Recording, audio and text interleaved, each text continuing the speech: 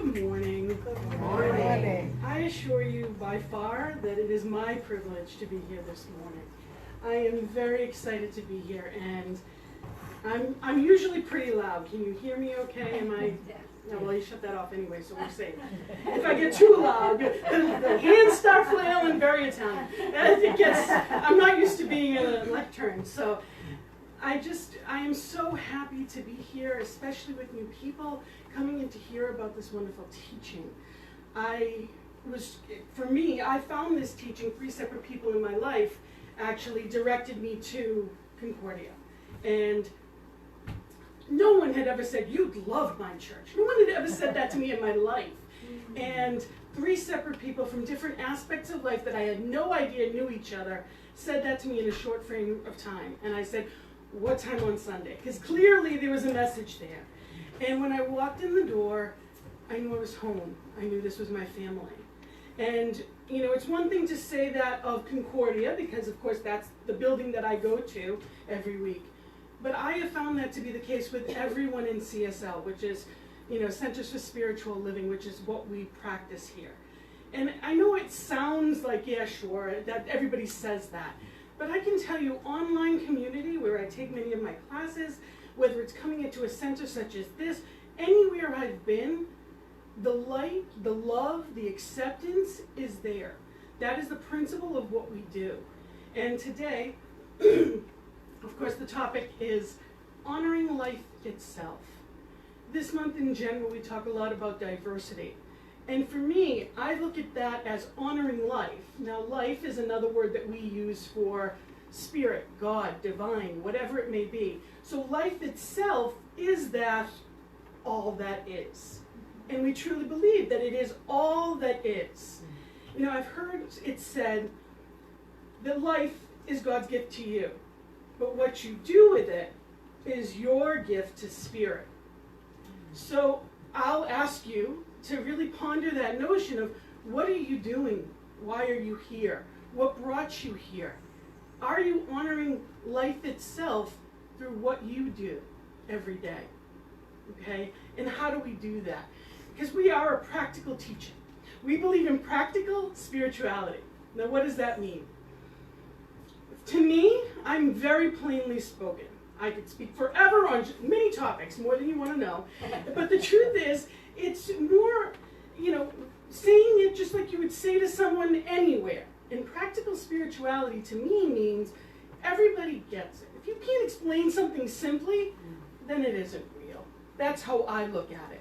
And for me, one of the most powerful things of our teachings that really helps me and centers me always is God in me, as me, is me. And that to me is such the basis of what we are and what we do. So spirit in me, which is what gives me breath, as me, how the hands, mind, heart, words, voice of spirit is me. That's how spirit shows up as me today. And sometimes it shines, and sometimes maybe I don't remember that that's my job. So it's really, in honoring life, what am I doing to honor this gift that I've been given? How do I live an extraordinary life? So an extraordinary life. To me, I believe that's why we seek, what we're looking for. In general, I think that that's why we're looking for truth. For me, I was definitely always a seeker. I wanted more. I wanted more information, something that I could believe, something that could be practical, tangible, something more. So what makes it extraordinary? Okay? And, you know, I've heard it said that people today are looking a lot more for relief than truth. If you look at our society as a whole, people want a relief from the struggles, the strife, the daily, the suffering, you know, the same crap, different day. I hate that saying. But how many people do we know that live that on a regular basis? See, here we teach truth. And we use that truth in a practical way to create the life that we choose. We are not victims of happenstance. We create our life. So how do you create an extraordinary life? And I am one of those, I want to know, give me ABC. I want to know the simplicity of it, how does it work? And that's why this practical teaching speaks to my heart. I don't want BS, okay? And I am very much blunt and outspoken, and sometimes in classes that doesn't always go over well, and it hasn't always in my lifetime, but here it does. Because I can be who I am. If I want truth, I want to understand truth. How can it be truth if I don't get it? So to me, I look at this and I say, okay, what would it look like? Okay, what would an extraordinary life for me look like? What attributes would I need to embody? Okay, and if it's true of me, it's true of you, it's true of everybody. What are these attributes that I would need? And to me, this is what was most important. These are the ones that I chose as most important to me. I'd have to have integrity. I need to be honest. I'd have to have humility and be self-aware. Now, in self-aware, it comes in many different things. Now, to me, it's the awareness, say what you mean what you say, but don't say it mean. I have every right to speak my voice, but not against. I'm not helping anyone when I'm against anything. So part of being self-aware is, what is my side? You know, I was having a conversation even earlier today. Everybody gets upset about things. But if I'm upset about something, there's something in whatever that is that's affecting me. It's never about somebody else. It's about me. And being self-aware, if I want to be in control of my life, that's being in control of my attitude. That's how I show up in the world. That's my character. It's all of my life. If something's disturbing me, it has power over me. Nothing deserves power over me. So I need to look at that in that self-awareness and say, okay, what part of this is bringing out something that is less than the best of me, and why? It's like a tag, you know, those tags in the back, and it's itchy, itchy, itchy, and you're trying to scratch it. And sometimes it's just that feeling of, sometimes life itself feels like that. Like you're trying to get somewhere else, and there's that struggle, there's something more. Well, this is the more. And that truth and the teaching and all that goes along with that helps with practical tools of how to get there. But it starts inside. The problem is never out there. Okay? It's never what someone else did, what someone else said. I am not victim to anyone. As a child, things may have been different. As an adult, I now have choice. See, part of that is the ownership that I created this. Good, bad, or indifferent. What my life looks like today, it was me. Now, sometimes it feels uncomfortable to say that because there may be circumstances we don't feel good with. Okay?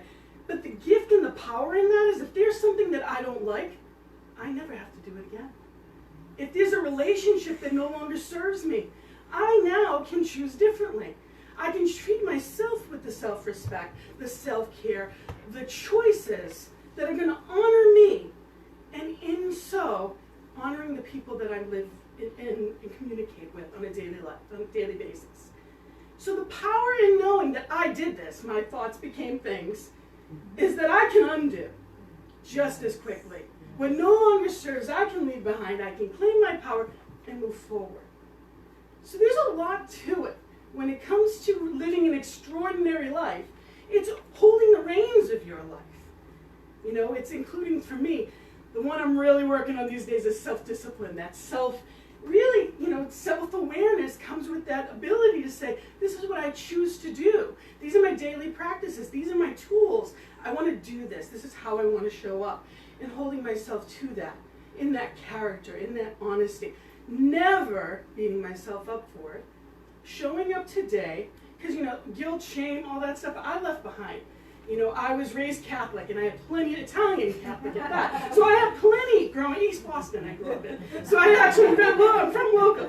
And everybody lived in the same building, 4 floors, okay? Trust me, I had plenty of guilt and all the things I should or shouldn't do. I'm never going to should you, okay? This is what you choose to claim your power. So what do I choose to show up? Sometimes it's going to be exactly what I wanted. Sometimes not so much. So I work on that from there.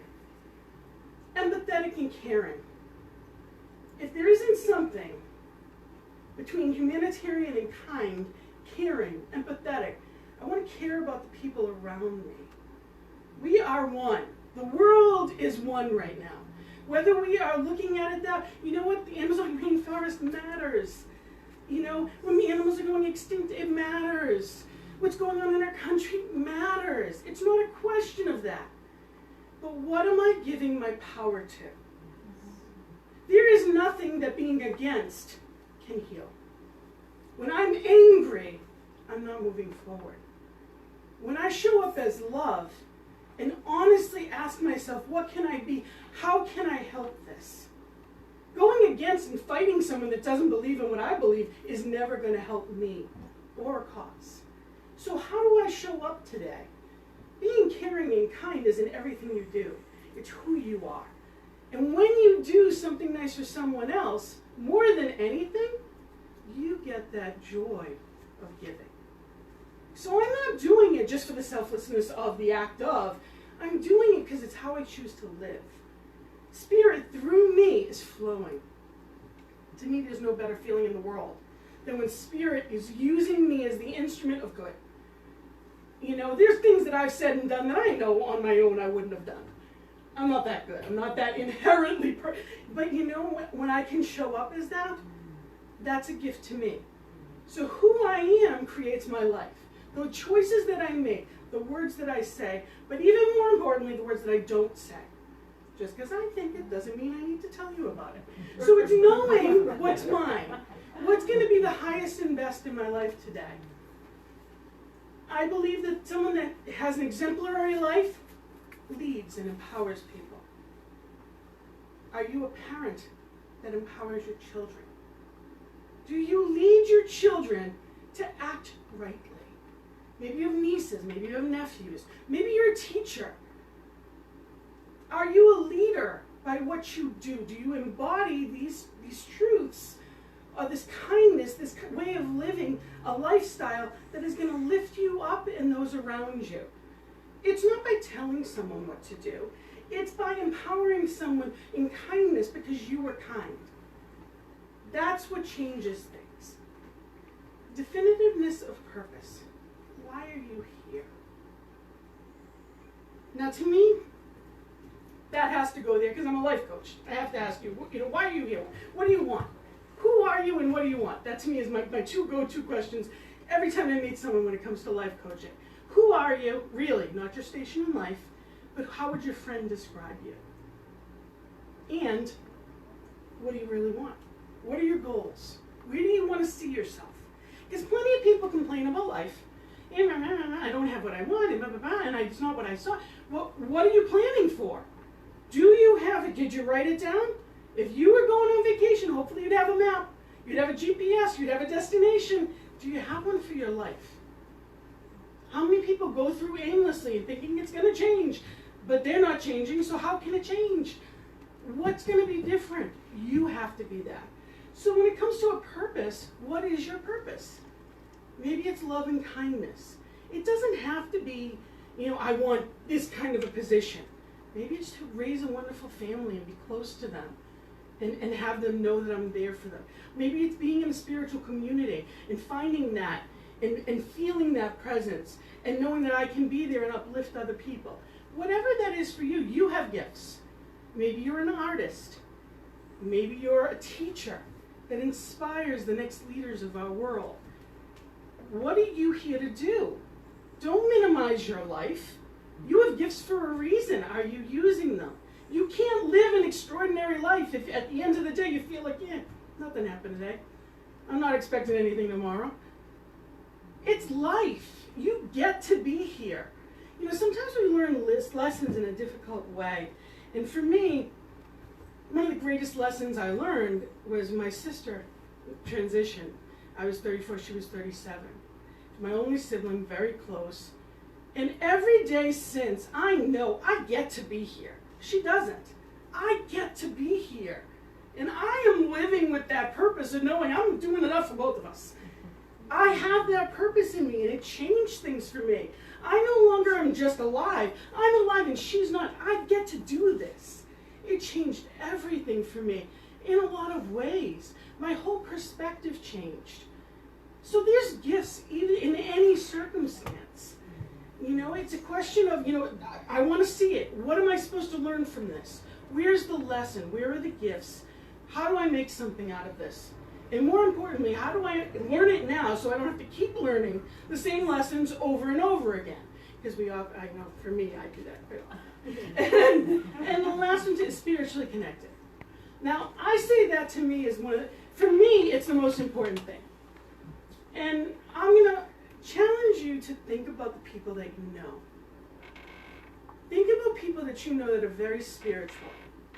And I want you to think of their eyes. To me, there's a light in a spiritual person's eyes. They're the window to the soul.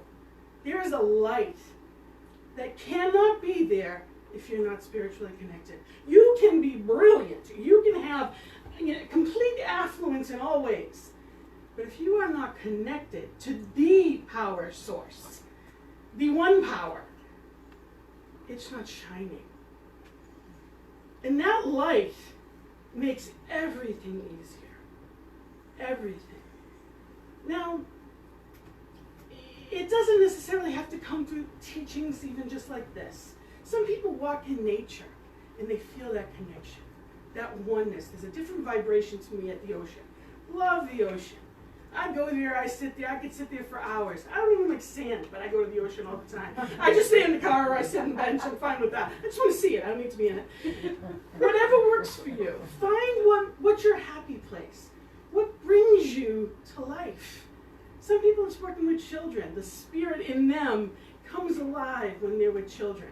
If you have grandchildren, when they're babies, when they're first especially little, or even your own children, when they're little and you just have that feeling of, that feeling, there's a light in that comes in nothing else. So an extraordinary life is inside first, right? Now when you look at all these things, what does these prerequisites, what do they have in common, right? None are physical. That whole explanation of all the woods, goods, bees, all that stuff, none of it is physical. It has nothing to do with what I look like. It's who I am. And we're in a society that's it's all about sound bites. The latest cycle, the latest, it's an act for a lot of people. And honoring life itself is honoring everyone. It's honoring diversity in all ways. I don't care what your creed, your culture, your race, religion, ethnicity, whatever your experiences are, whatever your sexual orientation is, whatever gender you are, or not even, whatever your choice, whoever you are, life itself, expressing through and as you, has nothing to do with your physical attributes. A joyous life isn't about the outside. It's all on the inside. But the moment we don't honor people because of what's on the outside, we've cut ourselves off from the joy of the inside. So it's being in a place of honoring myself first. And to do that, there's a song that I love that, as you can see, I love music. There's so much to me in it. It's so healing for me. It speaks right to my soul. And it's fix my eyes. Because it's not ever about them. It's about how I'm seeing them. So I will often go back to that. And I'll be in that place of saying, okay, help me, to be in that joyous, loving space of choice. For me, I learned a lesson. Sorry, for whatever reason, my completely dry.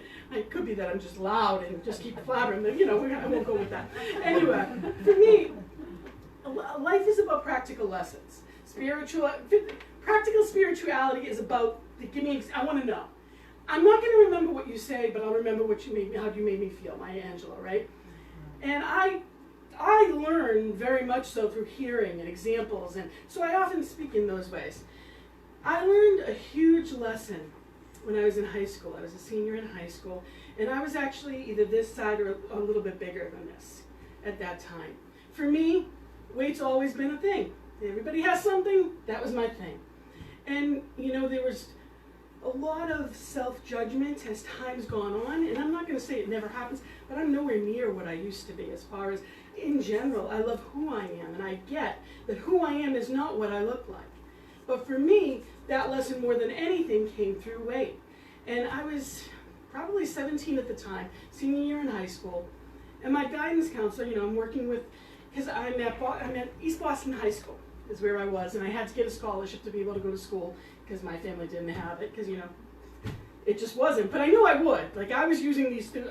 I was attracting so much good at that time, and I had no idea how, because I knew it had to be, so it was. So I was using these teachings long before I ever found these teachings. And I'm speaking with my guidance counselor about, you know, basically applying, but also scholarships, because there was one in particular for BU. It's full 4-year tuition. And she says to me, and she looks at me and she says, and you know, I don't think your weight will matter at all. I'm like, what? And all of a sudden it washed over me in this panic that had never been there before. I never saw myself as different. I never worried about walking into a job interview. I never worried about talking to anybody. And all of a sudden this woman gives me this, and I mean, a sucker punch would have, you know, been easier to deal with than that at that moment. And that overwhelming, and I say it now and I can feel the chills and I can feel that, it was like it took the wind right out of my sails. What I never thought could be a problem, all of a sudden, what do you mean? And she said, well, I'm sure, you know, and you know, as time's gone on, I've looked at that, and I've looked at that lesson in many ways. You know, you think and you say a teacher or a guidance counselor certainly should not be saying things like that. But the truth in this matter was she had a weight issue. And she projected her worries, her fears, her insecurities on me. Was that fair? No. But do you want to know what's beautiful? That I was over 300 pounds at 17 years old, public speaking everywhere to hundreds to even 1,000 people, and had never thought about that. That people would think of me differently. After that I did. I'm not going to lie to you. After that I did. But the truth is, at that age, to be that size all my life, it's always been that extreme, and to never have had that thought in my mind. What a gift that my family, that life itself had given me. And it's also made me realize that people don't see what we see. Because, you know, people don't ever talk to me about, you know, all my life people never really, I've said things here or there and they said, oh, I never thought of you that way. They never saw my weight. People that loved me didn't even see it. And I'd gone up 50, 100 pounds, up, down, up, down, up, down, and no one noticed. And you know, when you go down and no one's noticed 80 pounds, you're like, oh, really? Really?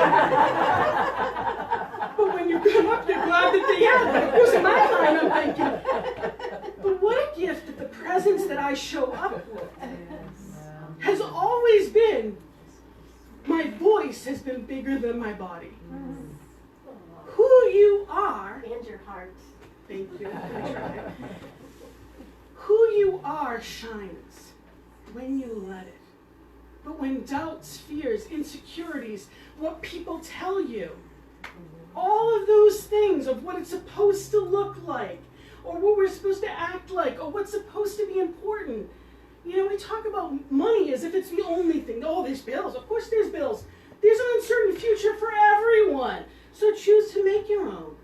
Don't worry about what's in the account now for 20 years from now. Just take care of today.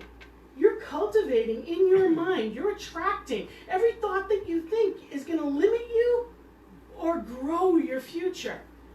And you know the scariest part about it? If you have children or grandchildren or nieces or nephews, you're limiting them by your consciousness. Or you're growing them. An infinite possibility. I don't know where it came from because it wasn't my family. But I know that I always believed that, you know what, why not me? Why shouldn't I? No one was going to tell me no. That was the whole, no one. And I actually did that almost like a fighting spirit. You're not going to tell, I did it, like, you're not going to tell me no. Whatever was going to be done, I was going to find a way to make it happen. And there was that fight in me. And I think part of it was a denial. There was that place of, trying to be better or push myself more because of, that what I looked like. The insecurities were there, but I wasn't going to play small, and I fought it all the more because of it. Well, now I don't fight it. That's the gift. I can be who I am, where I am. And that was a lesson. And it was a gift of a lesson, instead of feeling any kind of anger.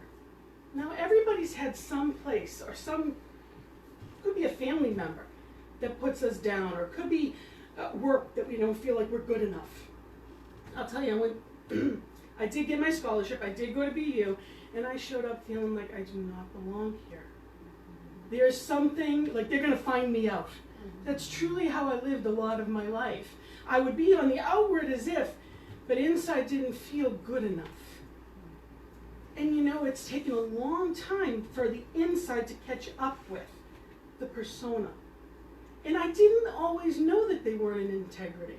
It wasn't a conscious thing. I remember I published my first book, and it took a long time to get it into print. Everything was done, but who was I? I couldn't read. I read very, very slowly, and it was painful. Like it really, and it was something that I was very insecure about. If I don't read books, who am I to write one? What do I have to say? Well, now I've gone on, I've got 3, I've got another one that I'm editing, and it's not about that. It's about knowing that, I am enough today. And I started ministerial school, and there's still that kid from, East Boston, that kid from BU that didn't feel like enough, like I got away with something. And I took my first class. I have never felt so exactly where I belonged as I did in that class. And it's not about above, it's not about below, it's not about anything. I was welcomed, and I felt as comfortable as I did walking in this room. For the first time in my life, I am where I'm supposed to be. I'm who I'm supposed to be. I'm living in the character of integrity, of who I choose in the life that I choose to live. Now, Ernest Holmes is the founder of the Common Conversation that we have here. He's actually the author of the Science of Mind textbook. And we are all thinking, willing, knowing, conscious centers of life. We're surrounded by, immersed in, and there is flowing through us a creative something. Call it what you will. You don't have to call it anything, just know it's there. And know that it's there showing up as you today. It's for you in all ways. And we have to open our hands and receive it. We have to feel worthy of. You can only receive what you're willing to accept. I know plenty of people that can't even accept a compliment. It was hard for me to hear you say, what I knew you were going to even say. To welcome me here, like as if, do I belong? There's still that sometimes. We all have that in different aspects of life. I don't have to be someone else. I don't have to speak like someone else. I don't have to act like anyone but me. Just for today. And I don't have to prepare all, the word for word. I don't do well when I do that. Let it flow. Who you are is enough. And the more we know that, the more our power radiates into life and attracts back what we choose. Abundance in all forms, beauty, harmony, peace. How can you be at peace if you don't like yourself? If we're not comfortable in our own skin? If we don't know that we are enough? If we're seeking outside validation because we don't have the in? How can we be at peace? And how can we think we're for peace if we're not at peace? You can't bring about something you're not. So if you want to cultivate peace in the world, you have to be that. If you want to see more love, be loving. Joy is why we're here. It's that simple. When we're at joy, we're living the life, we're living that best life. We're living an extraordinary life. That's how you know if you're going in the right direction. It feels good. And when you're not, it doesn't. That's how simple it is. Kids know when they don't like something anymore, they walk away. We're born knowing. So it's just going back to that truth inside, because that's where truth lives. We know that gut, that instinct, that connection that lights us up from the inside, or that we block off sometimes because of the outside. It's all a choice in what we do. We become the stories we tell ourselves. That's what life ends up out picturing. And if we like it, that's wonderful. And if it no longer serves, guess what? We can tell a new story. That was a lesson, that was a chapter, that wasn't the whole story. You cannot have a happy ending if it's to an unhappy story. At some point, you turn the page and start again. Not every chapter is going to be exactly what we wanted, but how we handle it, how we act, not just react in life, is going to be how we claim our power, how we live authentically, how we live joyously. And there are tools that we use. It's a very practical teaching. There is love, there is law. It's very simple. What you put out, you're going to get back. And it's pretty simple. You know, we don't teach anything that's, rocket science, which is good because I couldn't handle that. Although there is quantum physics and all that. And to me, I heard that, I thought, and then I realized it's just common sense. It just needs to be said simply. So the most difficult of concepts can be whittled down for a child. But I had to learn that in my own way. So now I have to teach that to the best of my ability. And know that that's enough just for today. Whatever that looks like is enough. I believe that life is like a mosaic. Does anybody in here like puzzles? Mm-hmm. Okay? Now what happens if you do a puzzle and there's one piece missing? You lose your mind. There is one of you. When you try to change to conform with other people, you no longer fit. That puzzle of life will be incomplete without all the gifts you have. You're not supposed to look like every other piece. You're not supposed to fit where they fit. You have your own unique spot. And when you look at a mosaic painting, they're beautiful. But if you look at close, those tiles don't look like they would go next to each other. Those are the days of our lives. Some look good, some not so much, and you wonder, how is this working together? But when you take a step back, it's beautiful. But when we try to pretend, or when we don't give what we have because we don't feel like we're enough, we're not being our peace. And we can't have peace till we love our peace. You have to know what makes you the perfect fit in the life that you design. Not somebody else's choices, not somebody else's expectations, your choices. Where do you fit? And if you're not sure, that's when you start doing the work.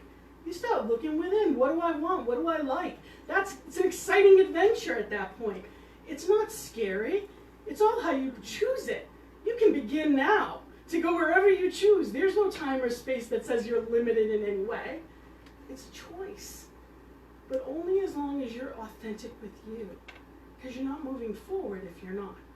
I've worked with people that on the outside had everything and were miserable. And I've worked with people that on the outside had nothing, but they were so content. They were joy-filled. And while I'd worked with them to get the stuff, they already had it. They got it. They understood. They were living a joyous journey on the way to the stuff too. So you get a choice in how you live, but only when you're doing it what I consider the right way. And that's oneness. Be who you are and see the beauty in everything. Against nothing. Fighting against is only slowing you down. Walk your path, your way. Stand for what you believe in. Celebrate diversity. Everything you see. There's magic in everything. I love that we accept all traditions. Whether it be the sounding bowl, there's going to be things that reside with you that you think, wow, that's wonderful. And then there'll be things that you're like, yeah, not so much. Sometimes there's practice, I'm like, okay, we'll go with that today. I'm used to the flow. But sometimes new people are like, well, what's this all about? It's about everything. It's about everything. And I love that, because you don't know what you like until you're open to it. Okay, I know, we used to we used to have a time that we'd hold hands. My husband said that was it. He went once, he's like, I'm not holding people's hands. Everybody has their own things. Some people like, some people don't. But we are that oneness, that everything is welcome. We'll try anything. And it's a joyful journey to get there. And you don't have to, it's just being open to and celebrating that diversity in all aspects. That could be whatever age you are, whatever your income is, whatever you look like, whatever wherever your heart is, that's what's important. That's what matters. Recognizing divine in all. That saying, namaste, is so beautiful to me. My translation that I love is the Christ in me honors the Christ in you. It's the best of what can be in me honors the best of what is in you. And sometimes people act in ways that it's hard to see it. Especially when you turn on the television and you're like, seriously? My job is to love you regardless of what you've done, or what I think you've done, or whatever label I put on. No labels. My job is to be love. And when I can show up as love, I can make a difference. When I'm against anything, I can't. The embodiment of love. It's not always easy, especially if you have kids. There's times you just get to that. As much as you love them, there's things they can do. And if you think it's, when they're little is one thing. When they're adults, and they have their own kids, it's like, oh. But I'm in there to be love. It's none of my business. I got my chance. Now it's theirs. If I'm not asked, it's not my place. Sometimes I have to not call. That's how I cannot say anything. Do whatever you have to be to love in any circumstance. And if you're walking into someplace that's going to take that away from you, don't go there. Just don't go there. It's not where you belong. You have to know that for you. You can't allow your character, your integrity, your life to waver for anybody's.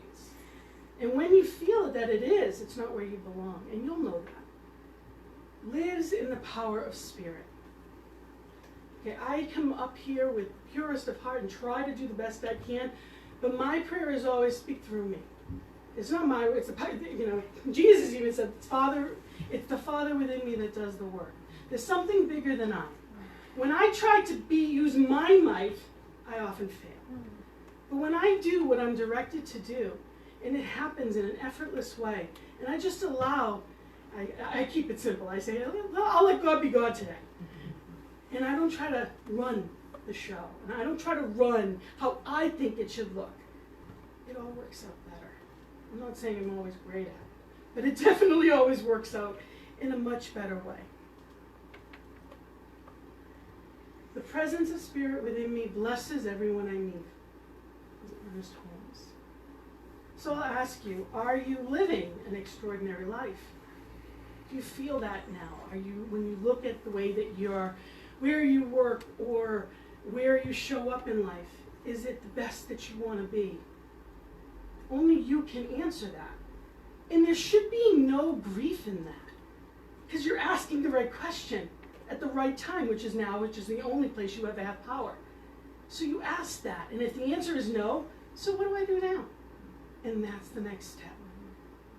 You keep showing up as your best self and things change. Because the story you're telling is different, therefore what's coming to you is different. Your life now is an outpicturing of everything you thought and did before. What's coming is what you're thinking now.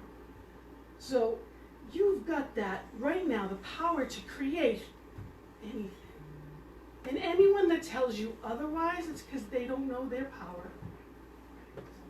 They don't have to know their power. You have to claim yours. You can't claim anybody else's. They don't have to understand. I guarantee you my family thinks I'm crazy. And I'm fine with that. At least I'm happy. You're miserable. You can be wherever you want to be. You be miserable on your own. I love you. I'll pray for you. Have a good day. Label it whatever you want. I'm happy. And it's not perfect, but it's better and better. And I'm great and getting better. That's my answer today. I am great and getting better. And so grateful. Because that's where it all comes down to. And I'd like to I'd like to end with a poem. I lead a peace circle once a month, and this is the poem I read all the time. It's one of my poems. It's called I Too Have a Dream. In my dream, too, we all are equal, and our color, religion, or income defines who we are. Neither country nor region defines us as kin. Whether 2 legs or 4, plant or animal, we were all created of the one Creator, with no greater claim to borrow this beautiful earth. In my dream, we all are one, treating each other with love and respect and living in peace. We are all truly awake, knowing our purpose, to share love and joy, to uplift each other, and in doing so, uplift ourselves. In my dream, we each remember and appreciate each other and truly understand that all is well. And it is, regardless of what it looks like, all is well. And I'd like to now just lead what we call a treatment, scientific prayer. It's our form of prayer. And I'd like to lead us in a prayer. So I offer you to just go within, centering in this beautiful space, in the comfort of right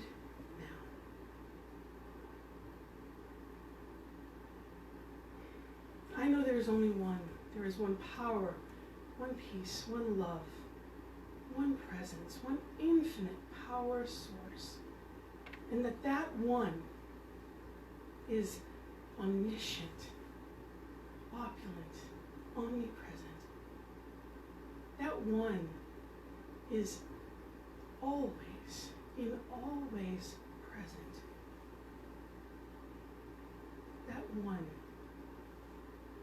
is in all and as all. That one is in me. I am that one. I am that perfect presence, that harmony, that peace, that love, that joy. I am that. And as I know that opulence, that peace, that love, that harmony that I am, I know that I am an individualized expression of that one. And as I know that of me, I know that of each one here, each one watching live, of each and all.